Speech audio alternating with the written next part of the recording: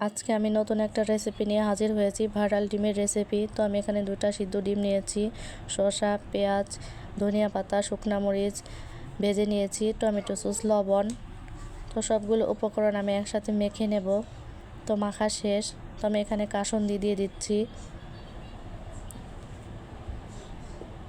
তো আমার মনে হয়েছিল একটু কম হয়েছে, তাই আবার একটু দিয়ে দিচ্ছি। তো ভালো মতো মেখে নেব। তো আমি ডিমটা এখানে ফালি করে এভাবে কেটে নিয়েছি। তো আমি এগুলো ডিমের ওপর দিয়ে দিব।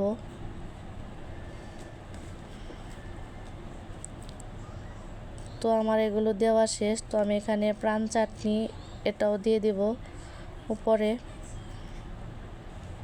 তো এই রেসিপিটা আপনারা বাসায় ট্রাই করে দেখবেন, খুবই খেতে মজা হয়।